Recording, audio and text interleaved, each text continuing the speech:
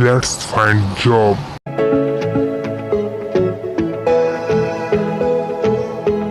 आपके अपने YouTube channel let's find jobs में दोस्तों आपका स्वागत है। दोस्तों जैसा कि आपको पता है कि बीएससी के एग्जामिनेशन चालू हैं सेकेंड ईयर के दोस्तों MCBU यूनिवर्सिटी में।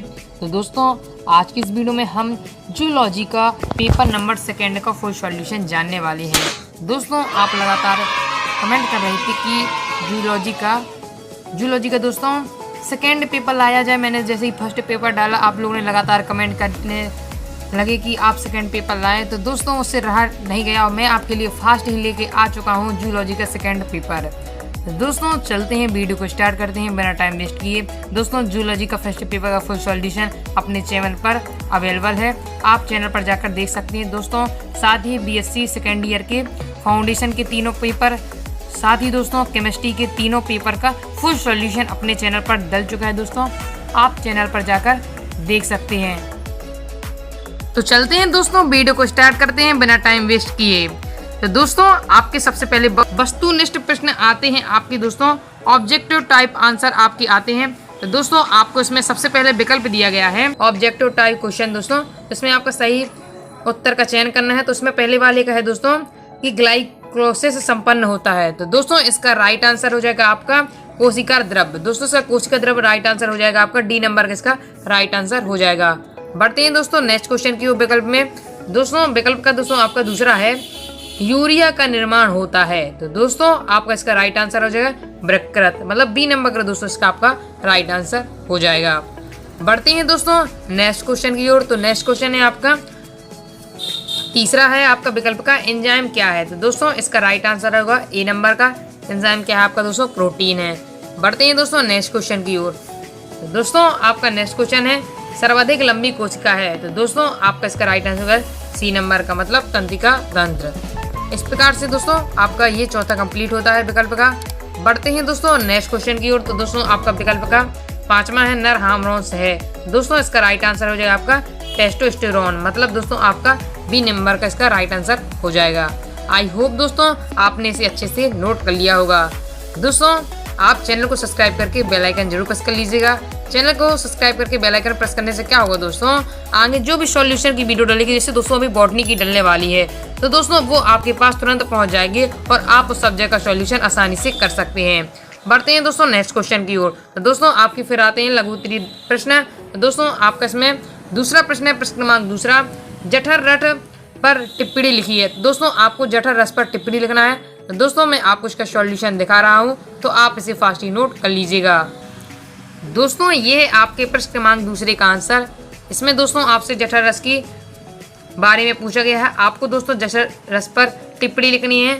तो ये इसका आंसर, अग्नाशयी रस को पूर्ण पाचन रस कहा जाता है दोस्तों, मतलब जठर रस को पूर्ण पाचन रस कहा जाता है क्योंकि इसमें तीन प्रमुख भोज्य पदार्थ कार्बोहाइड्रेट, वसा, प्रोटीन को पचाने वाले एंजाइम उपस्थित होते हैं। इसमें प्रमुख विकारकों के नाम एवं कार्य निम्नलिखित है। तो आप इसको भी लिख लीजिए दोस्तों, इसके आगे आपको इसे लिखना है। पर दोस्तों आपको इसके आगे इसे लिखना है, तो आप इसे फास्ट नोट कर लीजिए।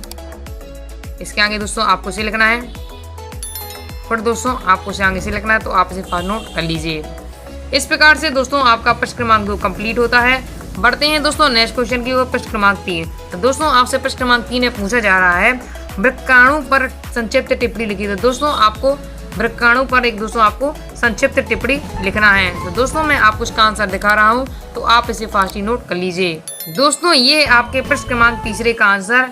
आपको दोस्तों इसमें पूछा गया है वृक्काणु पर आपको संक्षिप्त टिप्पणी लिखनी है, तो ये इसका आंसर है, तो आप इसे फास्ट ही नोट कर लीजिए। आई होप दोस्तों आपने इसे नोट कर लिया होगा। आपको इसके आगे इसे लिखना है दोस्तों, ये डायग्राम आपको बनाना है। अगर दोस्तों आप बना सकते हैं तो और अच्छी बात है, नहीं तो आप छोड़ भी सकते हैं दोस्तों से। आप नॉर्मल तरीके से बना लीजिएगा अगर दोस्तों आपसे बनता है तो। इस प्रकार से ये आपका डायग्राम, पर दोस्तों आपको इसे आगे से लिखना, तो आप इसे फास्ट नोट कर लीजिए। आई होप दोस्तों आपने इसे नोट कर लिया होगा। इस प्रकार से दोस्तों आपका प्रश्न क्रमांक 3 कंप्लीट होता है। बढ़ते हैं दोस्तों नेक्स्ट क्वेश्चन की ओर, प्रश्न क्रमांक 4। दोस्तों आपसे प्रश्न क्रमांक 4 में पूछा जा रहा है कि सह एंजाइम पर संक्षिप्त लिखिए। दोस्तों आपको सह एंजाइम पर आपको संक्षिप्त टिप्पणी लिखना है। तो दोस्तों मैं आपको इसका आंसर दिखा रहा हूँ, तो आप इसे फास्ट ही नोट कर लीजिएगा। ये दोस्तों आपका आंसर। आपको दोस्तों इसमें सह एंजाइम पर टिप्पणी लिखनी है। तो दोस्तों ये है टिप्पणी, ऐसे कार्बनिक पदार्थ जो एंजाइम में अस्थायी रूप से जुड़े होते हैं से एंजाइम कहलाते हैं। ये सामान्यतः विटामिन या विटामिन जैसे यौगिक होते हैं। उदाहरण है निकोटिनेमाइड, एडिनेड, डाइन्यूक्लियोटाइड। इस प्रकार से दोस्तों आपका उदाहरण, तो आप इसे फास्ट ही नोट कर लीजिए। इस प्रकार से दोस्तों आपका प्रश्न क्रमांक 4 कंप्लीट होता है। दोस्तों बढ़ते हैं दोस्तों नेक्स्ट क्वेश्चन की ओर, प्रश्न क्रमांक 5। तो दोस्तों आपसे प्रश्न क्रमांक 5 में पूछा जा रहा है, आपको रेखीय एवं अरेखीय आपको पेशिका में बताना है, अंतर बताना है दोस्तों। तो मैं आपको दोस्तों इसका आंसर दिखा रहा हूं, तो आप इसे फास्ट ही नोट कर लीजिएगा।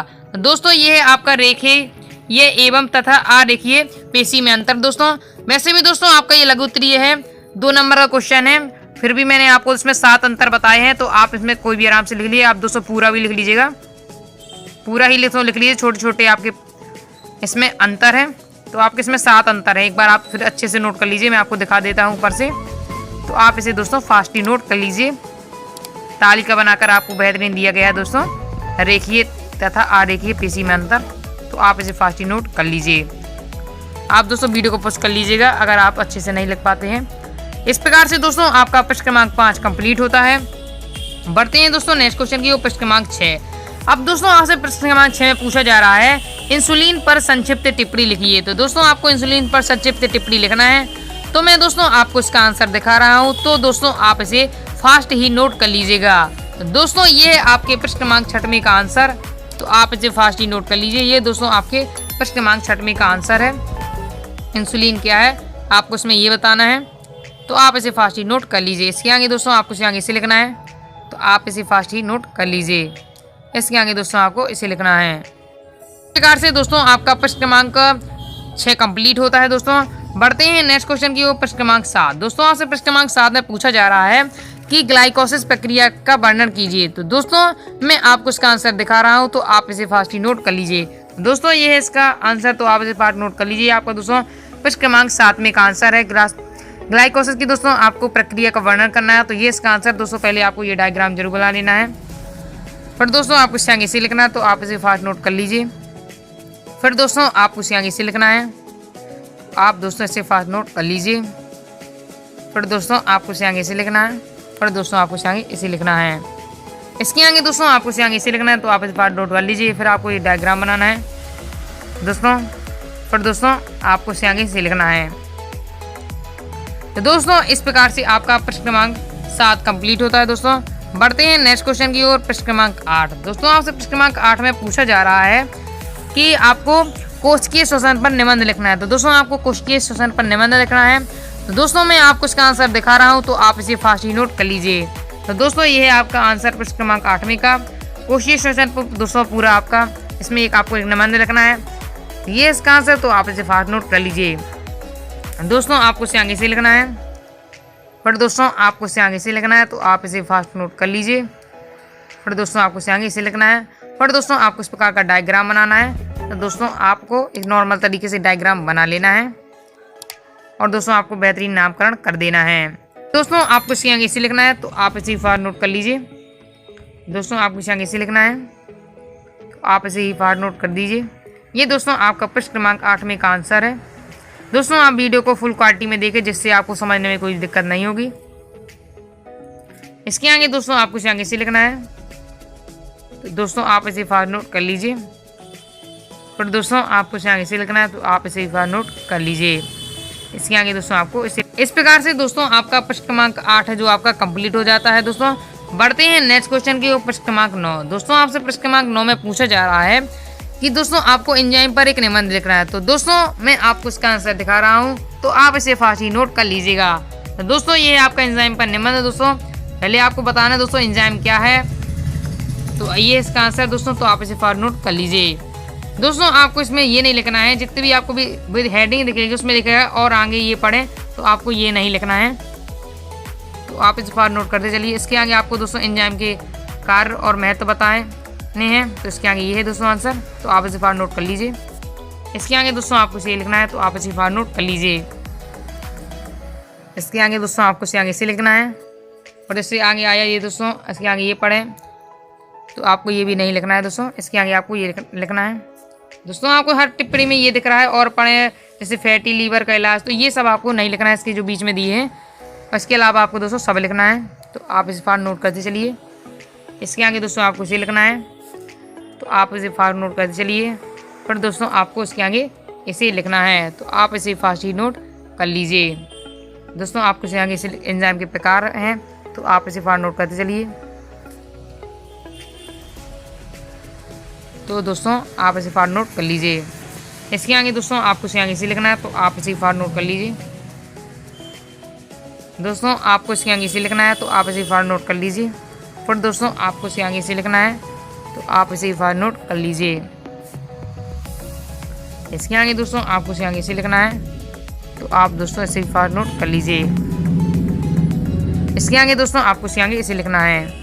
फिर दोस्तों आपको इसमें लास्ट ये लिखना है। फिर दोस्तों आपको लास्ट में इसे लिखना है। तो दोस्तों इस प्रकार से आपका प्रश्न क्रमांक 9 कंप्लीट हो जाता है दोस्तों, जिसमें आपसे पूछा गया था एंजाइम क्या है। तो ये आपका प्रश्न कंप्लीट होता है। बढ़ते हैं दोस्तों नेक्स्ट क्वेश्चन की, वो प्रश्न क्रमांक 10। तो दोस्तों आपसे प्रश्न क्रमांक 10 में पूछा जा रहा है, कि तंत्रिका ऊतक की संरचना एवं विशेषताओं का वर्णन कीजिए। तो दोस्तों मैं आपको इसका आंसर दिखा रहा हूँ, तो आप इसे फास्ट ही नोट कर लीजिएगा। तो दोस्तों ये है आपका प्रश्न क्रमांक 10 का आंसर, तो आप इसे फास्ट ही नोट कर लीजिए। ये दोस्तों आपके प्रश्न क्रमांक 10 का आंसर है। आपको इसमें दोस्तों तंत्रिका ऊतक की संरचना के और विशेषताएं बतानी है। तो दोस्तों आप इसे फास्ट नोट कर लीजिए। दोस्तों आपको ये डायग्राम नहीं बनाना है, ये वाला दोस्तों आपको डायग्राम नहीं बनाना है, क्योंकि आप ये बहुत ही कठिन का डायग्राम है, तो आप ये वाला डायग्राम मत बताइएगा। आपको तो ओनली इसकी थ्योरी लिखनी है। इसके आगे आपको इसे लिखना है। फिर दोस्तों आपको इसके आगे इसे लिखना है, तो आप इसे फास्ट नोट कर लीजिए। दोस्तों आपको इसके आगे इसे लिखना है, तो आप इसे फास्ट नोट कर लीजिए।